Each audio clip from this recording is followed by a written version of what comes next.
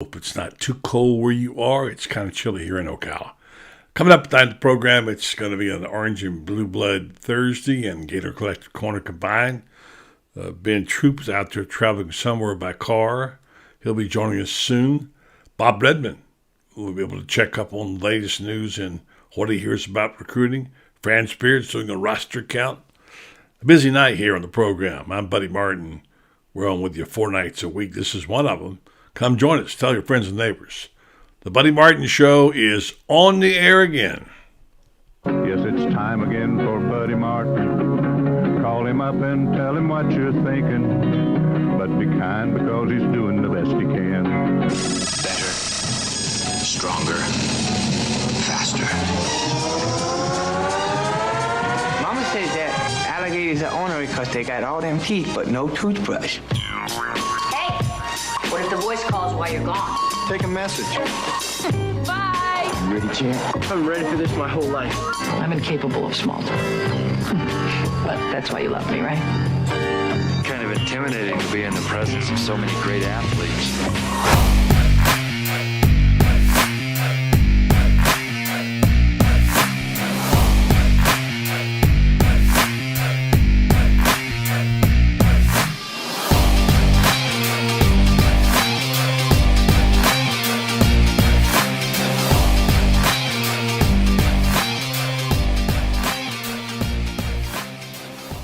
Good evening and welcome to the program. Boy, I can't believe we're here right down to the final couple of games of the season. We talk about it all year long, and we get here, and we can't get started fast enough, and boom, next thing you know, the darn season's almost over. Thanksgiving coming up next week. Traditional to rivalry games coming up, and lots of things on the table for teams to finish with, and not the least of which is the Florida Gators. They did a piece today in Gator Bait. By the way, if you're not subscribing to Gator Bait, you're missing out on really good stuff. We got some of the finest writers around. We tell it like it is. We're as the motto says, real journalists for real Gators. So if you're interested, please go tonight to GatorBaitMedia.com and look at the options and sign up and support the program because, well, we're a small company doing it out of our own pockets. So we hope you'll support us as many of you have done. Appreciate that very much, and thank you for those who do and who've been renewing. All right, coming up just a second, Ben Troop is in his car somewhere in Georgia, and he'll be landing soon in his car, and he'll join the program talking about, what Ben talks about. I don't know if he's up to preaching a sermon tonight or not. If not, certainly Sunday morning on the Orange and Blue Blood Show he will. Bob Redmond, one of the more astute people that we have in recruiting. I know many of you follow it closely and you live and die with it. Bob will have the latest.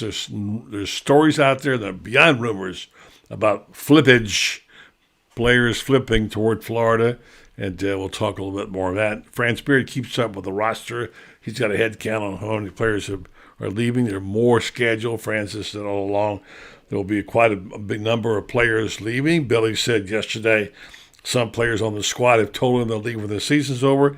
As we know, some have already left.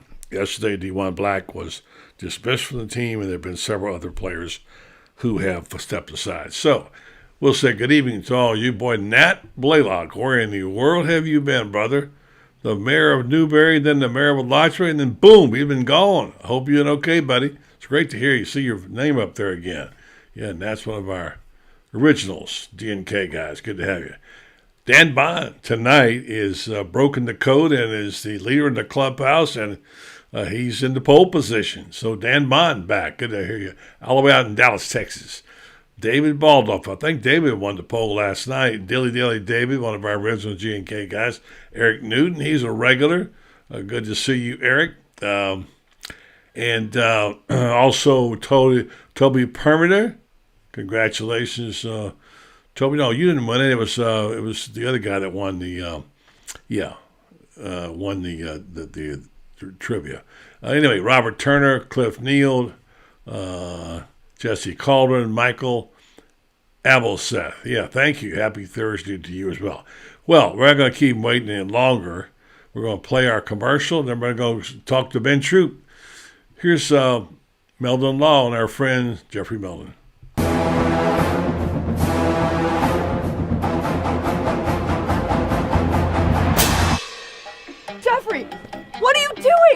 Well, I'm joining the band, of course. Since Meldon Law is the official law firm partner of the Florida Gators, I want to help. Dad, we're litigators. Let's stick to helping people in the courtroom. Well, can we still hang out and jam a little bit? At Meldon Law, we won't back down.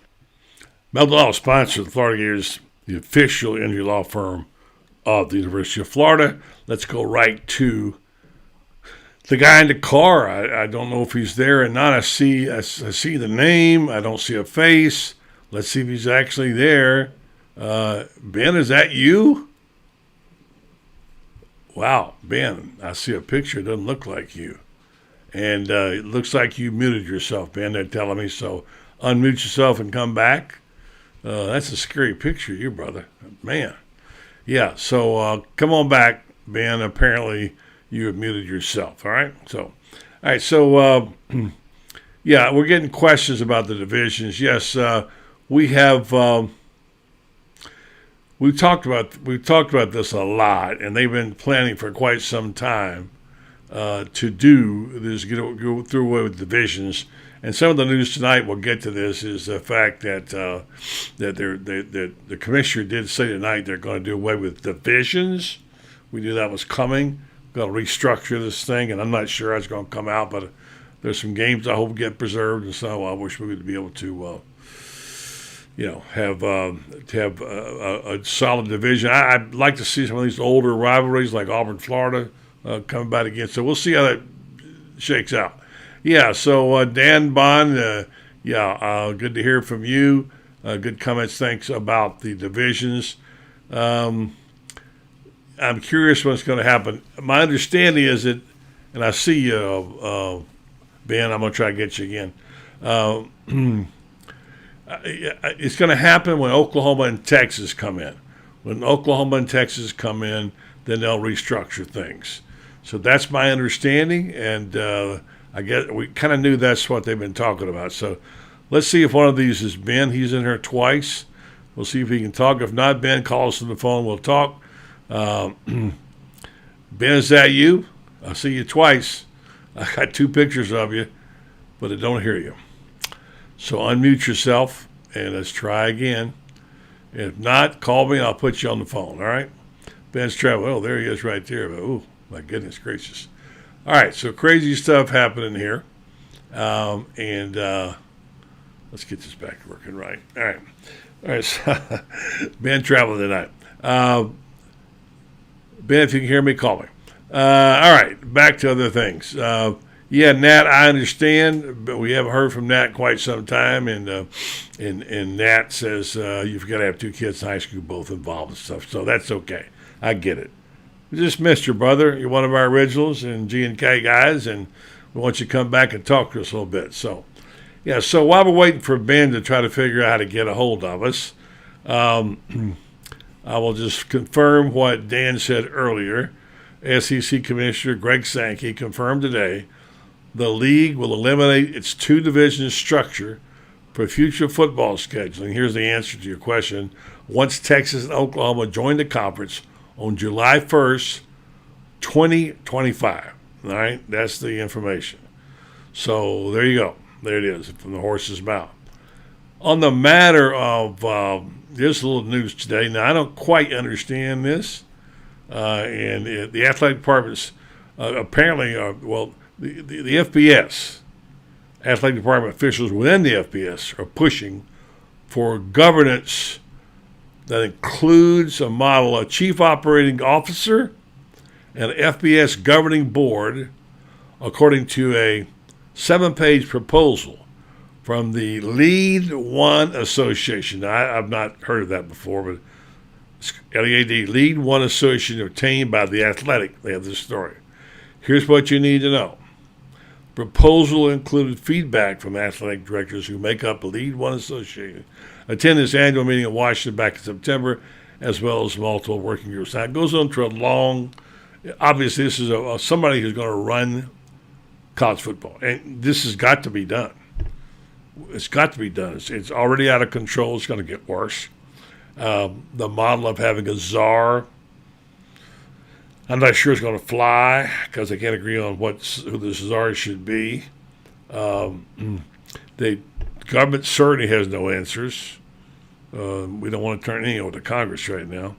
So they have to have something new here. So this governance model includes a chief operating officer and FBIS governing board. So something's got to change because it can't be the NCAA, okay? Good evening to Jane Lindemann up in Alaska. Hope you're not too cold yet. It's getting chilly. Regarding Texas and Oklahoma, Jesse wants to know, do you think Texas and OU will wait till the 2025 to come in the SEC? I don't know. Their TV contracts have to be broken. Look, it's only, 3 years? So, I mean, it's not far away. So, unless they're able to make a deal, which just requires a lot of different shuffling of other TV contracts. Remember, when you start changing TV contracts, it's where all the money is. So, I don't really know enough about it to say, but in listening to the national talk shows and hearing people talk about it, I think it's something they would like to have done. The league would like for them to do it, but for whatever reason, it's being held up. I don't know enough about it. It's too complicated for me to try to explain.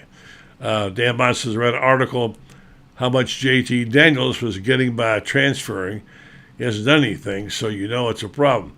Well, they're always going to be, what are the value of these guys? It only takes, by the way, one company to throw a bunch of money at one person for the NIL deal to go crazy. So, there's so many things about college football that we just don't know. We're waiting to find out. We have opinions. But I got to mind you that it's a dangerous environment out there because there's so many rumors. I'll give an example. We all know what's going on with Auburn and what's happening with Lane Kiffin and Ole Miss, etc. And here's an example. Twitter, which for whatever reason, by the way, state of chaos with Twitter, oh my word. But still, they just use the number one communicative tool of college players and coaches and officials. They use it a lot. I got two tweets today, back to back. One said, Lane Kiffin has received a new contract offer from Ole Miss that would make him one of the 10 highest paid coaches in college football. It's now a waiting game to see if he'll receive an offer from Auburn. That's one. Right after that, Ken, that was somebody from Sports Talk, Mississippi. Then another one came along and said, Lane Kiffin will announce after the Egg Bowl, which is this weekend, he will be the next coach at Auburn. Which is it? I don't know.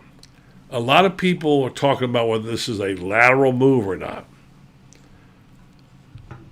The people who know say, no, it's not a lateral move, that in fact, Auburn's a better job with more money. There are these state laws, those funky state laws they have about how people in Mississippi can only make, I don't know. It's a mess. So I don't know what to believe. It feels like, doesn't it? It kind of feels like that maybe what's happening is he's leaning that way. He's leaning toward going.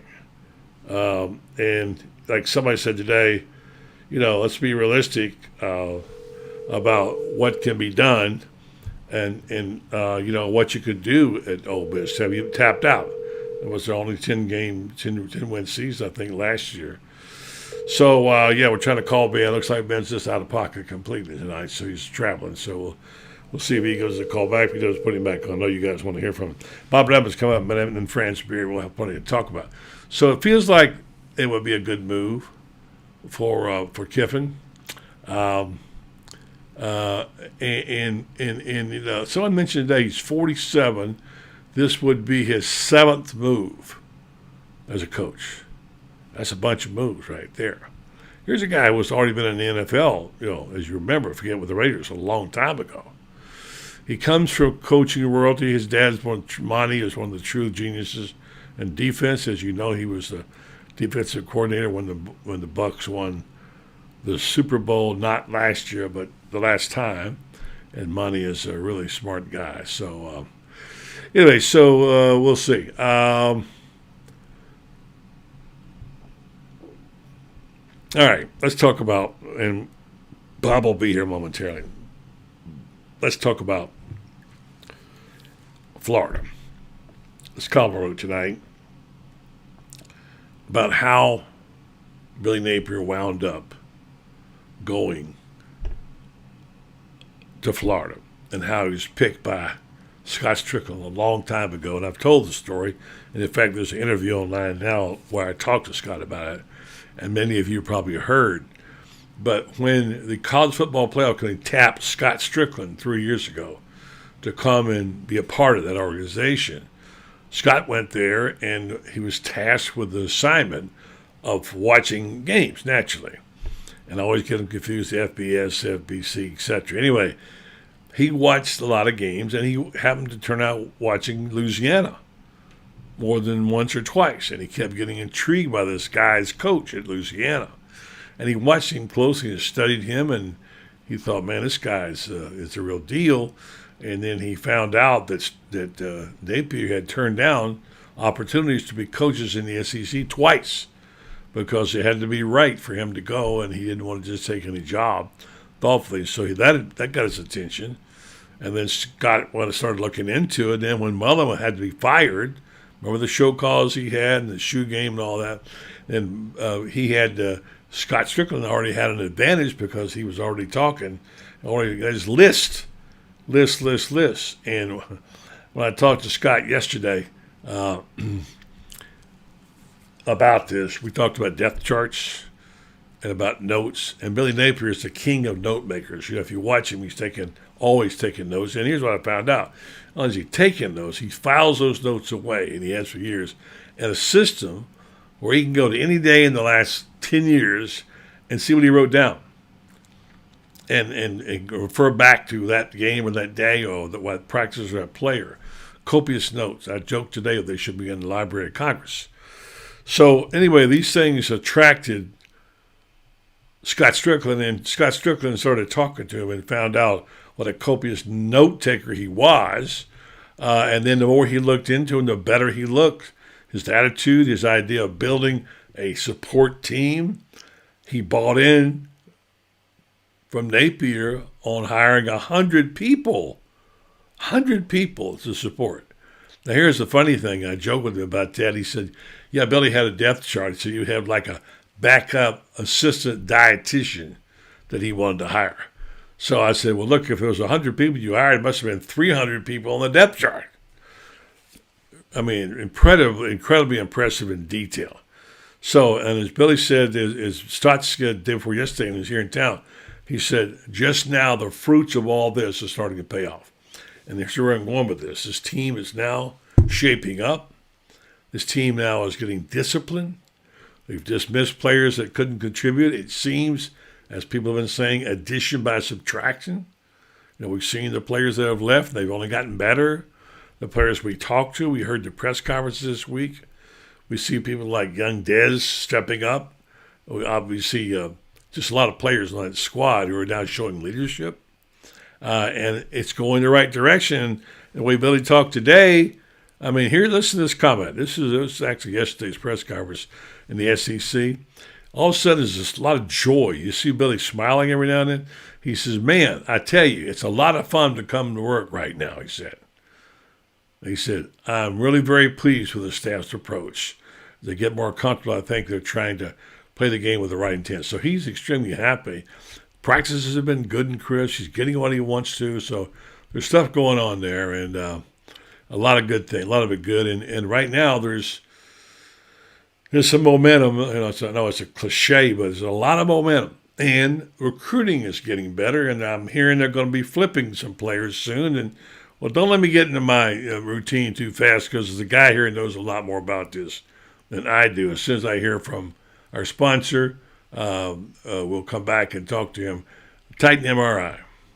Things have certainly got a little out of hand lately when it comes to just buying our everyday necessities. Just look at gas, streaming services, and heck, even chicken wings. Well, there is one necessity that shouldn't cost a ton: taking care of yourself and helping fix all the aches and pains in life, and the fine folks at Titan MRI agree. With costs a fraction of what you'd pay at a hospital, you'll not only save money, you'll be taken care of by staff with over 20 years experience. So when you need an MRI, call Titan first, and you can go where your doctors send their families. Now offering CAT scans.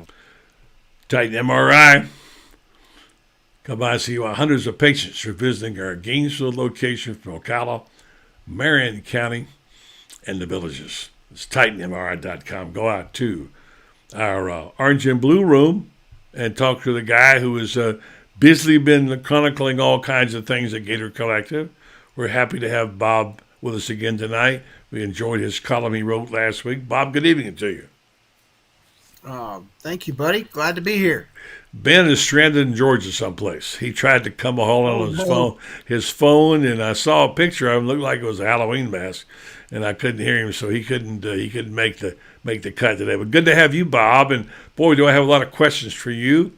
Before we get into those, tell us about Gator Collective. How's it going? I know you had a lot of comments today about the message boards being hot. We've got Heisman's. I'm going to later on ask you and me and France to kind of throw off our Heisman picks and talk about it. I said on Monday, Shane's show Monday, I just can't get my arms around it right now. It's just too much going on. My brain, there's so many players and they're playing big games yet, Bob. And as you know, you like to see how they perform in big games. So we'll talk about that. All right. So here's what I want to know. You said this in your piece last week. I've read it since then. I hear people talking about it. And you predicted flat out that Florida would wind up the top 5. And they're going to flip some players. There's flips underway. You know these things, Bob. You don't always tell us that. We had a big flipper last week. You couldn't talk about it, but you wrote a beautiful piece about it. So give us the Bob Redmond update on what you heard about all these flippers and all this stuff going on. Yeah, I don't know if I said without a doubt on the top 5, but I think it's certainly headed in that direction. It doesn't, this is recruiting, buddy, and things happen. And, just because you hear one thing from a kid doesn't mean that's going to happen with that kid. And so there's a long way to go. But I really think the momentum, I just heard you say that word, and I think you probably were talking about the team, but the program itself and into recruiting has really gathered some momentum. And Jaden Rashad is a big part of that. And, he's a guy that actually that conversation or that thing was going to happen probably for the last 4 weeks or so. And it just was a matter of time before it actually did happen. And for whatever reason, it took that long.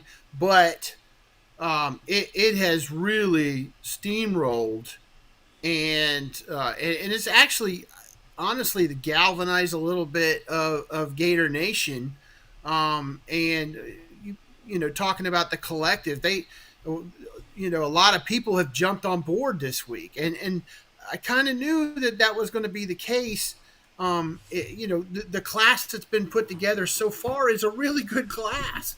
But he's now the marquee guy, the marquee name. Doesn't mean he's going to end up being the best player in that class, but he is the marquee name. And at the quarterback position, it's such a big deal. And he's really popular on the recruiting trail in terms of his buddies, if you will. And he's got friends all over the country, especially on the West Coast, and honestly at IMG Academy, where he actually went to school for a couple of years, a few years ago. He knows a lot of those guys too. And I think it's going to pay dividends for this class as they try to close it, the first part of it in late December, mid to late December, I should say. I guess the next logical question, although it's oversimplification, would be why? Why is all this happening? Oh man, I mean, I think it's a mixture of things. It's right now it's a mess down in Miami. I mean, that's a big part of it, and that's why, I mean, he was committed there. I think if they're winning, if they have a winning record right now, if they're putting filling half the seats at their stadium, I think those are factors that went into his decision. And if is there are there players getting coached well? I think that's a part of his decision. I think you look at Florida, and for the most part, you see players improving, and you just don't see that down there. And that's why, for him in particular, that's happening. If you're talking about everything else, again, I think he's a big part of this. And when I heard that this was, you know, probably, likely, whatever the word you want to say, going to happen, I'm like, man, this is going to be a huge deal. And I teased it for a while when I was really confident it was going to happen. I teased it because I just knew it was going to be that way. And then, it's come to fruition. And I mean, it really is. When you have a top rated quarterback in your class, it changes. And that's nothing against Marcus Stokes. I mean, it just isn't. But when you have a guy that's rated high like that, it just changes the whole perception of things. And he happens to be friends or whatever with these really highly rated players and to be honest with you, some are committed to Miami and some are were favored to go to Miami, and I think Florida's going to end up with one, two, three, or whatever of those players. A lot of people have crystal balls. Bob's got Tiffany. He uses his crystal as Tiffany. He's usually right when he says something, and we love that. And standing in the wings is our friend France Beard. He'll join us in just 1 second. I want you to tell me about Mark Fletcher. My son Brendan called me last night. I said, "Hey, Dad," says Mark Fletcher is going to go to Florida, going to flip to Florida. I said, "Well, don't know that," but he says, "Yes, it looks like he's being crystal ball, or what you want to call it." So he has, in fact, backed off his pledge to Ohio State. And some of the people, I think 247, said the possible landing spot, was Florida. Now, what do you know about that? And I don't like getting premature on things like this, but is Mark Fletcher someone who might wind up in a Gator uniform? Yeah, and again, I think when you talk about Mark Fletcher, he's a South Florida kid.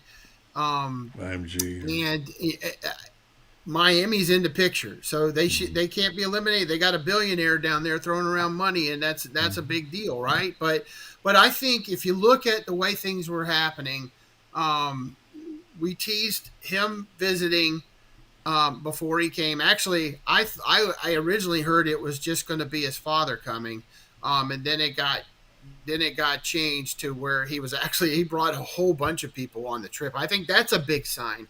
Sometimes you got to look at what actually happens, what they do instead of what they say. A lot of people think, and I think when you put the pieces together, that he's been committed since the spring to Ohio State, and the first time he becomes decommitted was after he visited Florida. I think that's a big sign, quite honestly. He's gonna take an official visit, and not too long from now, in December, and I think that's a big deal. So, I mean, I think most of the signs certainly point to Florida, but I do think Miami is that second team right now, and they got a guy with a bunch of money throwing it around, and that's part of the equation right now. It's like France. France has got a lot of money throwing around too, and so yeah, France throws some our way. Will you, France? Good evening to you. Say hello to your good friend Bob Redmond. And yeah, Bob's the best. I'm telling you. Yeah, one thing I've learned, and what Bob and I've worked together for nearly 20 years, and the one thing I have learned about him is that a lot of people think he's a little too conservative because he's not going to go out there and say something's going to happen until he's got it rock solid sources that tell him that. And I've always appreciated that about him. I kind of have the wild hair, and Bob's always been the one Bob, when we worked together for years, Bob was the one that always held me back. He was kind of like my get back guy, my get back coach. On the sideline. But um, he's Bob's the best, and if Bob thinks it might happen, then there's a really good chance. I would say, you probably 8% or better that it does. I, I think here's the thing that I'll throw it out there, and I'd like to get Bob's opinion and yours too, buddy. Um, you can have a billionaire out there throwing money around, but here's the thing: um, when you got a stadium, for example, like they played FSU, and it was a sellout, and 70% of the crowd was Florida State people. 70%, and I know that from people who were there, who told me that. They said, uh, and this is coming from both sides, that it was 70%. You can't hide the fact that your people don't support you. And until Miami starts winning, they're not going to support them. Yeah. And it's hard to win if kids don't come, and kids aren't going to come. It's one of these things. Which came first, the chicken or and the egg? Yeah, that's a good point, Franz. And Bob, to that point, and Franz, what a crowd they had last week when South Carolina was in town. Really a spectacular group, and they had all kinds of recruits there. Bob, you would know better than I or Franz, but some top quality. You can't tell me they weren't impressed. I tweeted out something. I said, okay, well, the 21-0 lead was impressive, and if I was a recruit, if that didn't get me, then won't back down singing the song, Sardy would have signed me up. It was an impressive night, Bob, wasn't it? Yeah, it was. And yeah, when you're right now, the only thing Miami seems to have going for it is one guy that's throwing a bunch of money around. Yeah. I mean, you can't point to the coaching that's going on there. You can't point to anything else. So, but there are people that's their ticket. That's the thing that, and that it's kind of like in recruiting. One of the things is like, and Gator fans feel like they're always the one getting loosied here with Charlie Brown. Is that sometimes the mama is the one that pulls the trigger. Sometimes it's the daddy, and sometimes it's the kid. And a lot of times it just seems like Florida doesn't win over the right one. And every kid or every situation has its own merits as to what that kid or why that kid's going to end up going to that school. And Florida checks every single box, including, quite honestly, the NIL box. It does. It really does. And I think one thing that Florida can point to now, with Anthony Richardson and guys on the team that are actually getting, nice bucks for playing, is that there is a real NIL. And so anything they hear about and how well it is, that's a fact. And other programs right now can't really point to that and say that's the case. And and I think when you're at a program and it just looks so desperate right now, I think that can't get any better. It's going to be hard to get a lot. I should say it's going to be hard to get better in that situation. A question for you, Bob and Franz. You can chime in on this too. Experts. It was on Shane Matthews' show every Monday. I was on last week, and someone asked a question. Shane said, "Buddy, you might know this," and they wanted to know the difference in all the groups, like Gator Made, Gator Collective, and what's the Gator Guard. Okay, right. So, Bob, maybe you can break it down for us and tell us. We kind of know what Gator Collective. We worked a little bit with them, but explain what the difference is. Franz, you chime in there too. To people who don't know, what are the difference in those three groups? Well, the Gator Guard and the Gator Collective are the most similar. The Gator Guard, however, is made up of the Hugh Hathcocks of the Gator Nation, the guys that have a whole lot of money, and so there's a handful of those guys that are throwing into a batch. The Collective is the Gator Nation's group that collects from thousands of people. I mean, there literally are thousands now that are giving, and it's growing right now. I think they said since Rashada committed, there's maybe 350 new people signed up. So if you figure that's at $10 a month, you do the math there. So anyway, the Gator Made is actually a program thing with the Gator with the athletic with the Gator football program where they actually train the players to as speakers. They train the players to make money from their name, image, and likeness. So basically, if they're going to go do commercials, or if they're going to do that kind of thing, that's what the Gator Made program is. It's the other two are the money making entities. The Gator Made is teaching the players how to basically earn that money, if you will. And France, someone said the other day, it's interesting how, I forget who it was, said it, somebody on the inside of the whole thing said, it's interesting how the business aspect of this, how the players sometimes clean up their act for the sponsors. Maybe they say, well, we don't like the way you dress. Well, they're paying them. And that will change the behavior outside what the coaches can do. So there's that aspect too. Do you understand all that, friends, what Bob said? Oh, yeah. Well, I do. And Gator Made is about getting players so they can make money off NIL. It's also there to get these kids prepared for life after football. And, I think it's a terrific initiative. I don't know that anybody else has anything like it. I would guess maybe somebody does, but Florida is scoring points with this idea that, okay, we're going to convince you of the numbers. And the numbers tell us this. 260 kids get drafted every year.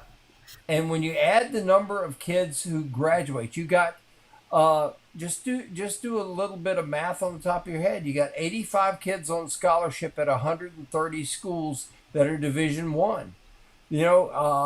That's what 9,400, almost 10,000 kids, and 260 of them are going to get drafted. That's it.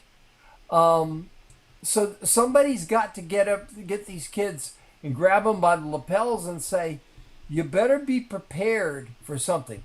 And here's the other thing: the average NFL career is 3 years. 3 years. So, unless a kid is truly exceptional, he'll be in and out of the league by the time he gets himself comfortable and enjoying the benefits and the fruits of his labor. His career is down the drain, and he's 25, 26 years old, and life as he knows it is over if he doesn't have something to fall back on. Well, those peak earning years are. Yeah, Bob, you and Buddy and I have all seen guys who they staked it all on getting to the NFL or the NBA or Major League Baseball or whatever sport, and if they did make it, their career was like a bottle rocket. It shot up there and shot down, or they got close. Like how many guys have we known over the years, Buddy, that made it to AAA and couldn't get there? You and I probably remember a guy named Howie Bedell, the greatest minor league hitter of all time, won like 8 or 9 minor league batting championships, and he got up to the major leagues and he couldn't hit major league pitching ever. There are guys like that just they got all the talent in the world, but when they get under the bright lights, they can't do anything. Yeah. All right, I want to get back just to one more note on recruiting and also how it affects the current squad. Lashada is their quarterback, right now for the foreseeable future. But there's DJ Lagway, who now the 4-star from Texas, I believe, who is announcing on December. Yeah, is he 5 now? Yeah, he just moved up. Okay, so he announced he's going to tell us his commitment on the 7th of December. Clemson, LSU, Texas A&M, Arkansas, Georgia, USC, Alabama, Baylor, Oklahoma, and Florida. Right. That's a lot of people. Realistically, now that they've got Rashada, what are the chances, Bob, you go first, and friends, that Lagway could become a Gator? Yeah, I've actually been uh, toting Lagway as a Gator for longer than Rashada. So, like maybe a month and a half or so. I think the kid's been here. He's from Texas. He's been to Florida 3 times since Friday Night Lights. So that was late July, right before the start of fall camp for him. He came to visit that weekend for Friday Night Lights, and then he's been to 2 games in the swamp. And I think he was at Utah, which Florida won and was a great atmosphere. And then he came to, I believe, LSU, which Florida lost, but it was still a really great atmosphere. Anyway, um, you know, the quarter teams are going to sign a quarterback a year. Florida needed to sign, felt like they needed to. Well, they had one, and then they couldn't surpass. They couldn't pass on Rashada, but um, I think he knows that he's going to face competition wherever he goes. I don't think it's a bad sign. I haven't wavered one iota on him coming to Florida. Again, this is recruiting, buddy. Things happen. I've seen it all. I mean, we've already seen it. You this have, cycle. yeah. So that's where I stand. Yeah, okay, France, your thoughts on that? And again, don't forget, there's a quarterback who's got 2 more years of eligibility. We're all just assuming Anthony Richardson is going to leave.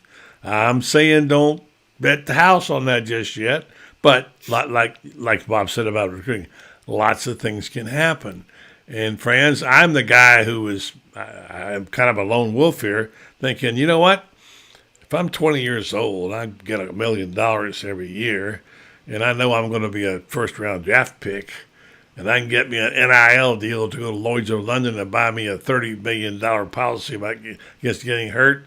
What's wrong with me driving my new car and sleeping in my bed and living in my hometown and being a quarterback for the Florida Gators? France, you probably think that's preposterous, but I just wonder, is it better to sit on the bench in the NFL for 2 years? Well, if I were to guess right now, my belief is that if you get 30 guys drafted in the first round, okay? My belief 32. is that is it 32? Yeah. Okay. My belief is that if he goes in the upper half and he knows that he's going to go there, and he's going to know even before the combine. This is a kid. He knows he's going to go to the combine and he's going to physically show that he's the ultimate freak, and that alone, with what we've already seen, like the 60-yard touchdown run against Texas A&M, the 80-yard touchdown run that he had against Alabama. I mean Auburn. Who is LSU? There we are. Sooner or later I'll get all those West teams out of my system. But you look at it like this. Everybody already knows he can do those things, and if he goes to the combine, he'll run, he'll lift, he'll do things, and they're going to look at him and say, "Goodness, this guy, we can't afford not to take him." And I'm going to throw a name out there at you, which tells you why he's got to do it, and that is Jalen Hurts. Jalen Hurts was thought to be a guy that oh goodness, yeah, he had those spectacular numbers, running the ball and everything like this, but can he make NFL throws, and on and on and on and on, even after Oklahoma.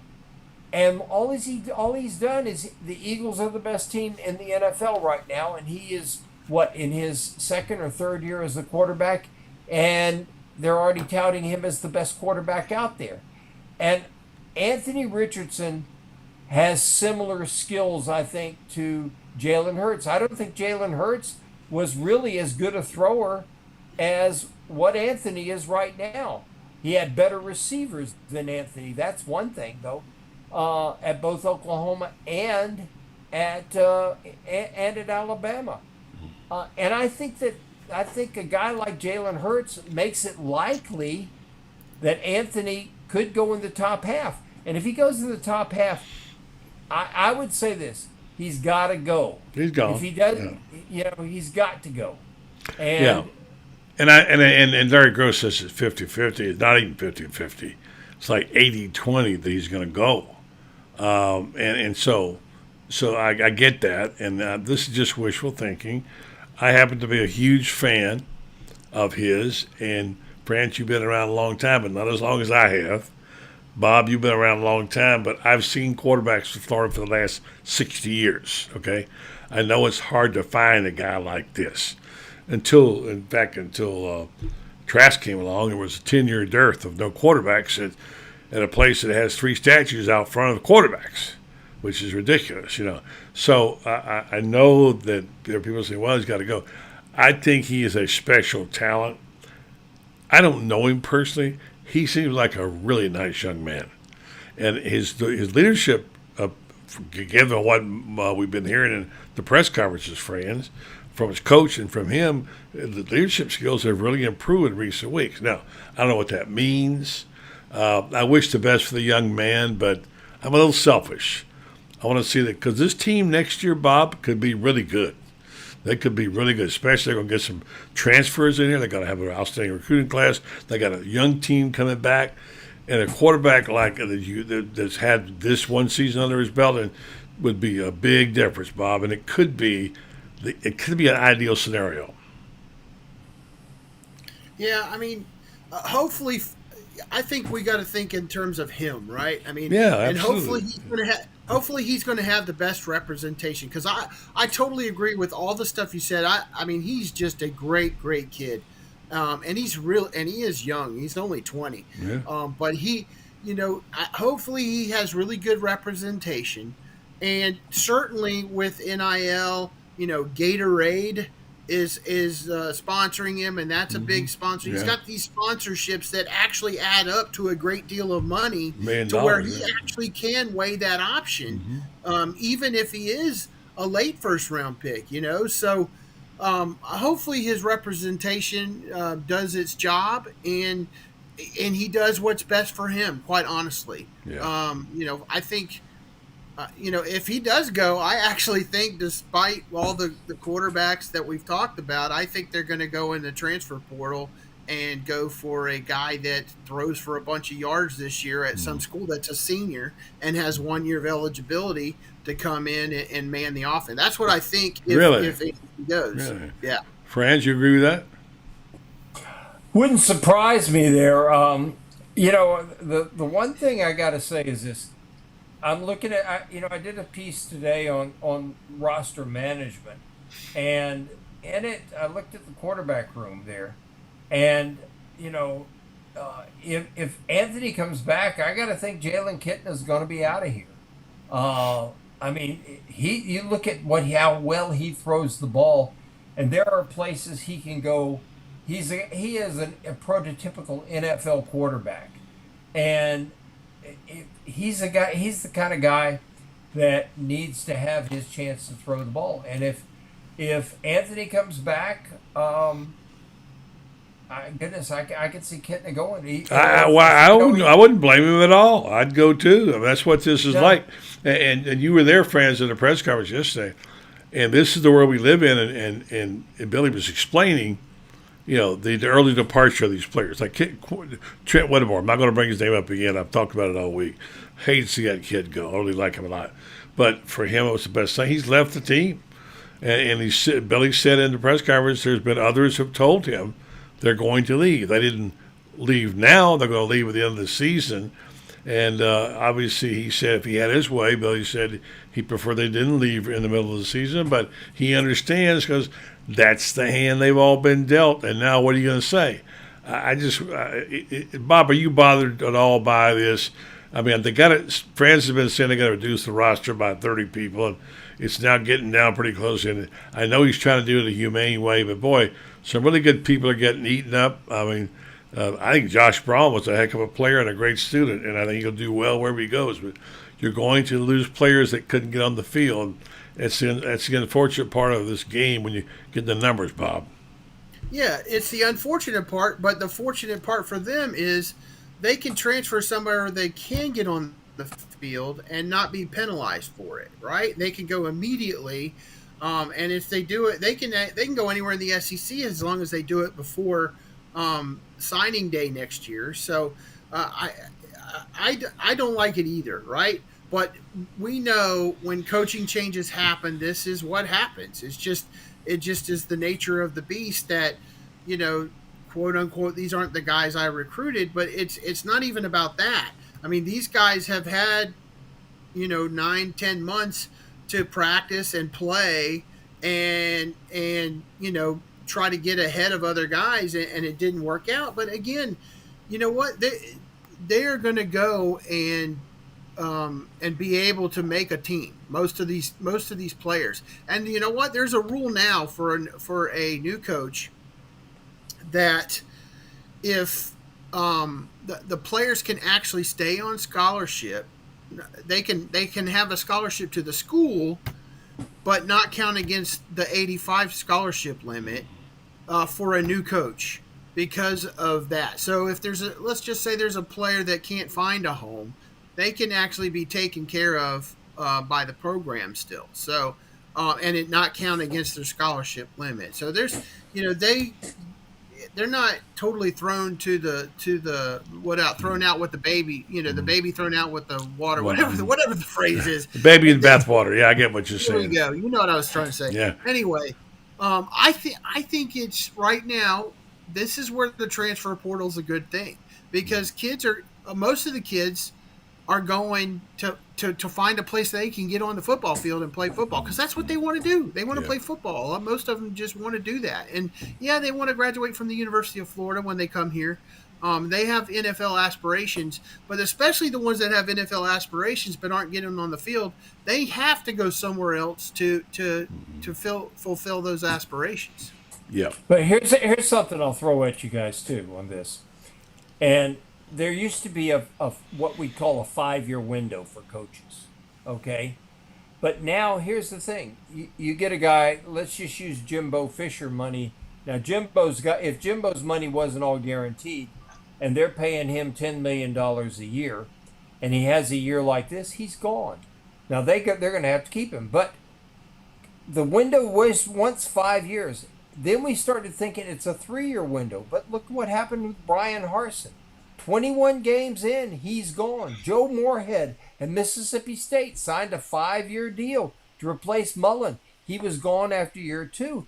And the fact is, they're paying these guys so much money that the window to be successful shrinks. True. You got, and if I'm a coach and I'm coming in here with a system and my system doesn't jive with the last system, and my way of coaching doesn't jive with the way the last coach left, you know what? I'm going to have to pare down the roster. I'm going to have, it's going to be a bloodbath.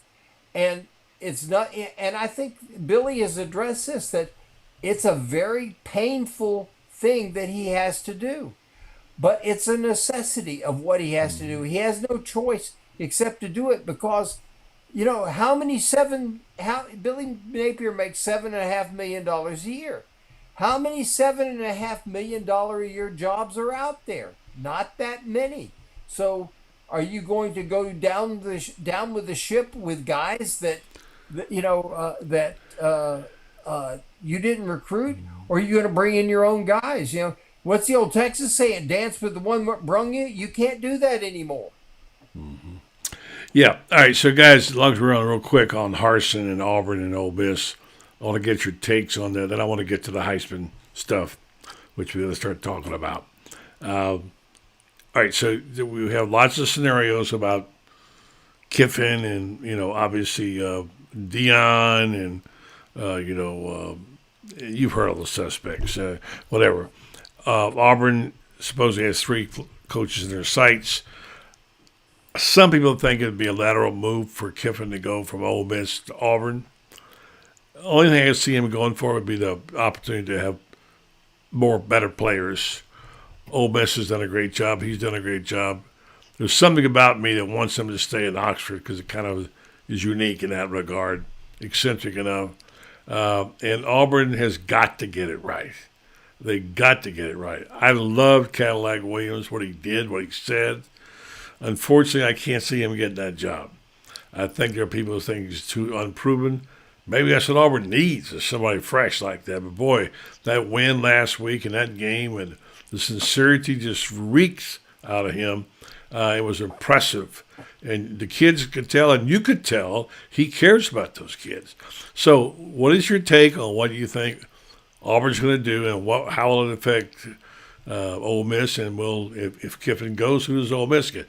Bob, you go first, then Friends. Oh, I was hoping he'd go first. Well, all right, go ahead, Friends. Yeah. All right, I'll go first, and I'll live up. Okay, Ole Miss has offered to renegotiate Lane's contract. It's going to be for $10 million a year. Okay, 4 years at $10 million a year, which means the only way I think that Auburn could top that would be to say, okay, the most Ole Miss can give him is a 4-year contract. Now it can roll over, but they can't give him anything more than a 4-year contract by state law. Auburn can say, we'll give you 10 years at $10.5 million, and they're crazy enough to do it. Now, I think that the fact that Ole Miss is willing to step up like that, I think Lane stays.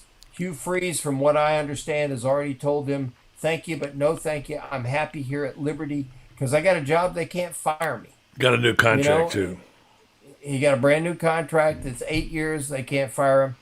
That means that Matt Rule, from everything everybody says, is the ideal guy. But you know what? You know who the ideal guy is? The ideal guy is sitting there in Jackson. That's Dion. Dion's the one guy that is not afraid to go head-to-head recruiting against Nick. He's the one guy that could go into Atlanta and steal guys from Kirby that are top guys. Dion would be my guy if I'm Auburn, but Auburn does crazy stuff. They hired Brian Harsin. Bob? Can you imagine those Aflac commercials with Dion and Nick Saban in that scenario? Auburn, Alabama, yeah, that would be something. Yeah, that'd be a little bit wild. Yeah. I actually think it makes more sense with Lane Kiffin, and Lane Kiffin has he's voiced his displeasure with trying to recruit against the big boys, if you will, as an Ole Miss coach. And Auburn is the big boy, and they can certainly pull in the number one class with the right backing of they just have more. They have more of that fan base that will do that, and so I actually think that's the logical choice here. It's the only one that I would go with right now. And I just think that Ole Miss is not going to be able to keep him at bay because he has done plenty of grousing about this situation with recruiting and trying to keep up with everybody and calling everybody cheaters that way and doing all that stuff. I just think that's the move for him. Yep. All right, so I'm just going to real fast give this brief comment, and then I want you guys to give me your Heisman picks, and we'll say goodnight. Just want to thank the folks at Renstar Medical Research for the fine job they do here in our hometown. They're a high-quality, patient-centered clinical research facility. They bring cutting-edge clinical trials to Ocala in areas like Alzheimer's, psoriasis, osteoarthritis, migraines, fibromyalgia, along with many other conditions that affect our community. So if you're interested in being part of one of these studies, you can call them, or you can also go online to renstar.net, find out more about how you get involved. Renstar participated in more than 700 clinical research trials, continues to partner with prominent pharmaceutical and biomedical companies. Renstar Medical Research, seeking tomorrow's answers to the health questions of today. I'll go first in my outrageous ballot. I am a Heisman voter. I put this down, and you guys are going to hate it, but I'm going to say it anyway. Well, that's my thoughts today. All right. Number 3 on my Heisman ballot, C.J. Stroud. All right. Number 2 on my Heisman ballot, tie. Hendon Hooker and Bryce Young, depending on what they do. And then finally, on number 1, this is going to kill you, Stetson Bennett. If they go undefeated, he's my guy. All right, guys, beat me up. Go ahead. All right.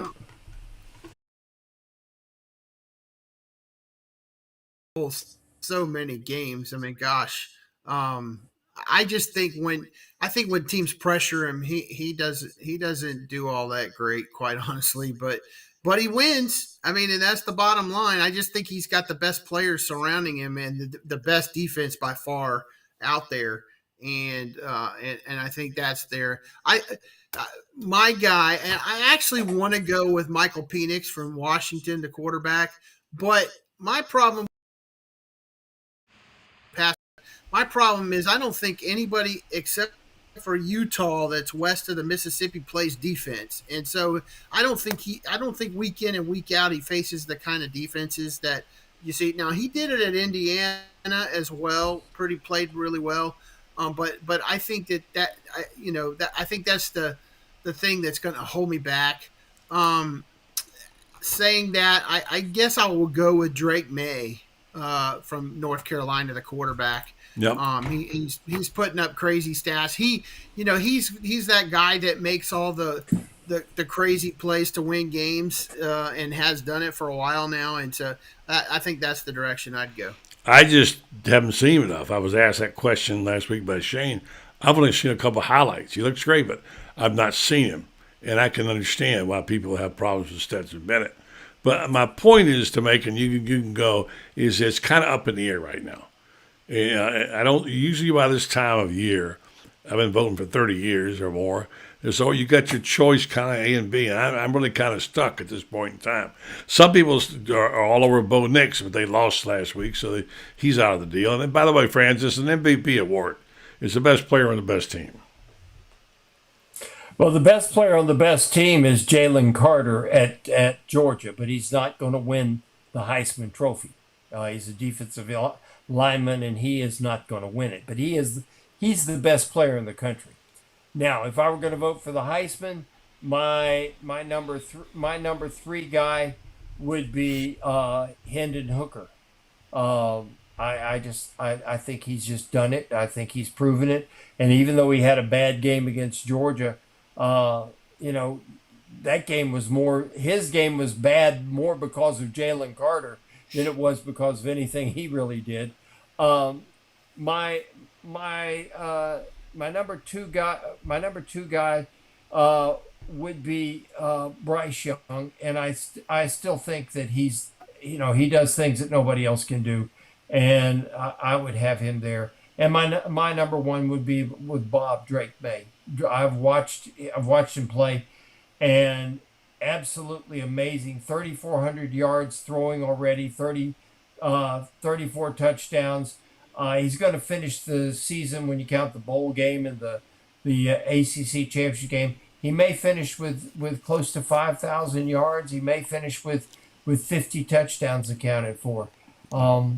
He is the real deal.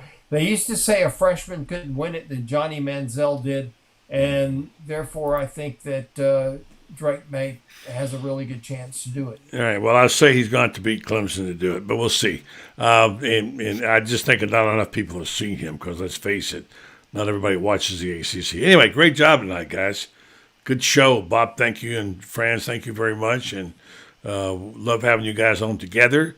It's like old times around here. And two very informed journalists who bring us a lot to this show. And I always learn a lot, and I know that people do too. Thanks a lot, Bob. Thanks a lot, Franz. Good job. Thanks, guys. All right. Night. All right, folks, that'll wrap up the evening. And, boy, it's fun to have those guys on, isn't it? We get a lot of information and a lot of stuff that we learn with Franz and Bob. A lot of experience there. So I'll say good night to you and thank you to our sponsors tonight. Renstar Medical Research being one of them. Certainly our friends at TitanMRI.com and also our friends at Meldon Law Firm. So thank you very much to them and to our guests. Sorry we couldn't get Ben on tonight. We like having him on. We'll have him on Sunday morning. We'll have our Orange Blue Bud show Sunday morning. We'll have him back on. He was traveling and he couldn't hook up through his phone. So on behalf of them and on behalf of our sponsors, I'm Buddy Martin saying have a good night and get ready because next week is Thanksgiving.